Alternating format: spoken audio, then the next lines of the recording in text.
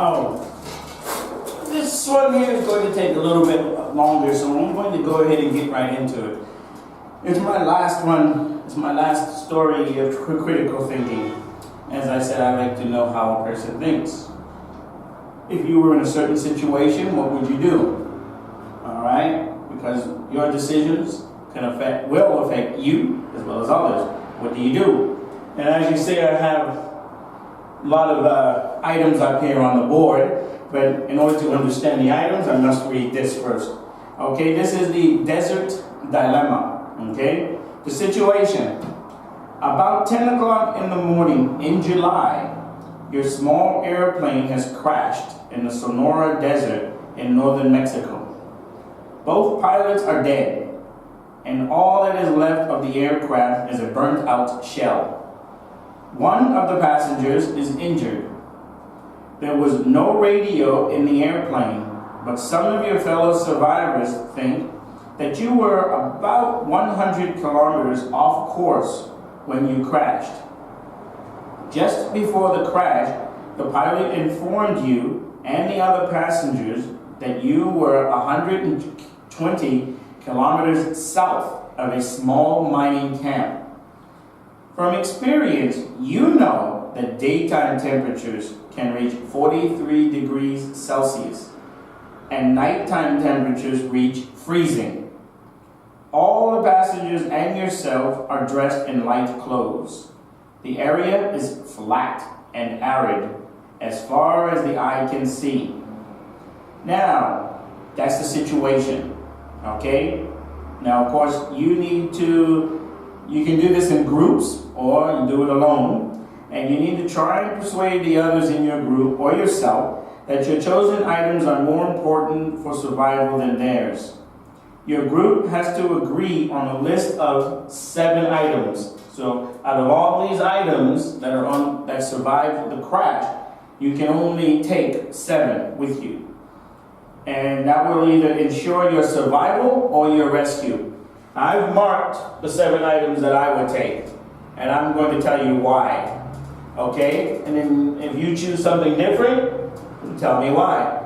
I think if the daytime temperatures are 43 degrees Celsius, that's really hot.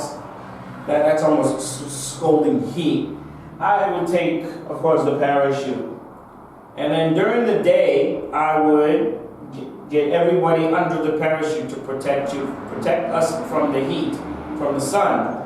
And while we're under the parachute, of course, we still need to signal someone, a helicopter or someone to be rescued. And that's why I took the pocket mirror.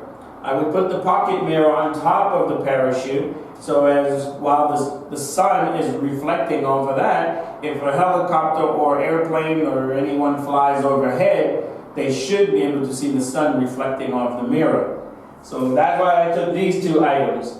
The sunglasses, obviously, you're in the desert. I don't think you really need them, but I say that protect your eyes from the sand, if there's a sandstorm, or from the sun, okay? Here, I took these items here. I think you need a quart of water per person, so you can take a sip every now and then. You're fairly far from anybody, okay? And I think you should I would try to head towards the mining camp. Which is why I did not take the compass. I figure if you're in the desert and the area is flat, you can use the sun as a compass. We know the sun rises in the east and sets in the west. It's 10 o'clock in the morning, which means the sun should be not directly overhead, which means that way is east, and then watch the sun as it's setting. You're under the parachute right now because it's so hot in the daytime. So when the sun starts to set, when you know that wherever the sun is setting, it's going down, and then you know that is west. Therefore, you know which way to travel to start walking when the sun goes down. Now, I think the best time to move would be at sunrise and sunset, before it's too hot and before it's too cold. And when it does get hot during the day, you stay under the parachute. When it's not so hot, you can start moving, and then when it's cold at night, again, get under the parachute for warmth. Now remember, anything that you take, you're going to have to carry that with you. So don't think, oh, I'll take an overcoat and the poncho, because you will have to carry that through the desert and walk with them for about 120 kilometers. With one parachute, each member can take turns carrying it each day until you are rescued. Okay? I would take the jackknife, because you can use the jackknife for digging, for water, or maybe something to eat. You can carve into a cactus to try to extract water, or whatever else you can do. Now, as far as the book of edible desert animals, most people think, oh, it's a very helpful book to tell you which animals are safe to eat in the desert, which animals can kill you if you eat them in the desert. But that's not why I'm taking the book. I'm taking the book because the book has pages. Now, as we are walking, I would take those pages out and crumble them up and throw them on the ground. Let the wind carry them. If the wind carries them, if the papers are crunched up, then that should tell anybody who finds that paper that a human did that. If the papers are flat, well, an animal could have done that. So there's no reason to go looking for people. Also, if the paper is flat, the sand will cover the paper, which means you won't be rescued. But if you crumble it up into a ball and just, as you're walking, throw them out, throw a few pages out at a time on the ground, then I think that will also be spotted by a helicopter or anyone flying overhead. Like the pilot should look down and wonder, what are all those balls of paper doing on the ground? A human had to do that. An animal can't do that. And I think I explained now everything that I would take. And here, the pistol.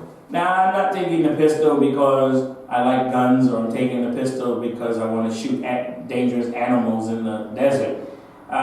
If there is a dangerous animal in the desert, a snake, a scorpion, I think you could get away from that somehow. So I'm taking the gun because I'm thinking the closer I get to the mining camp, I can just shoot the gun. The gun's noise somebody at the mining camp should hear the noise of the gun and start walking towards that noise, that sound. Now, I know what you're saying, a noise travels this way, but you should be able to, I think the noise alone, somebody would walk towards that noise. So the sound of a gun, if you actually know anything about pistol, that's a loud sound, which means it can be heard from quite a long distance. So it may actually save you from having to walk those extra kilometers because they will come to you. So this is what those are the items that I chose, the 7 items. Now I want to know the 7 items you choose and why. I mean, plastic poncho. Okay, maybe, I don't know, collect water, I have no idea. A detailed pilot's chart of the area. Well, you already know that you were told that there's a mining camp 120 kilometers south of where you crashed. So, and if you're in the desert, there is nothing in the desert. So why do you need a chart to tell you that there's nothing?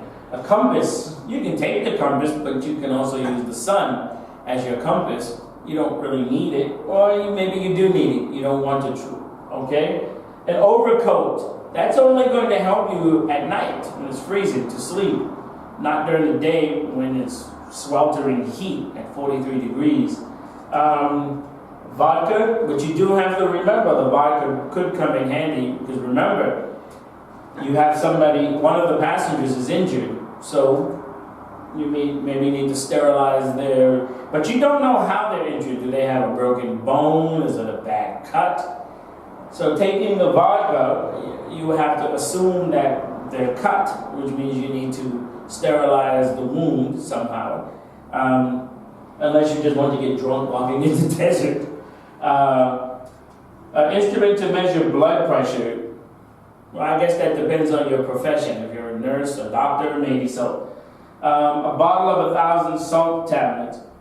I know we need salt, but I don't see mixing this. I wouldn't understand the concept of mixing the salt tablets with a quart of water, because wouldn't it make you even more thirsty, and then you wind up guzzling the water? So I wouldn't take the salt tablets, even though, of course, yeah, your body needs salt. Okay, well, those are the items that I took, and I pretty much explained why I would not take the other items. Now, I'd like for you to do the same. Could you tell us the 7 items you chose and why you chose them, and then briefly explain why you didn't choose some of the other items? Because I marked mine off here. Okay, so it'd be very interesting to know what you say and what you think. I look forward to reading your comments, and the rest of our viewers. Hit the subscribe button, the like, and the like button. All right, I'll see you then.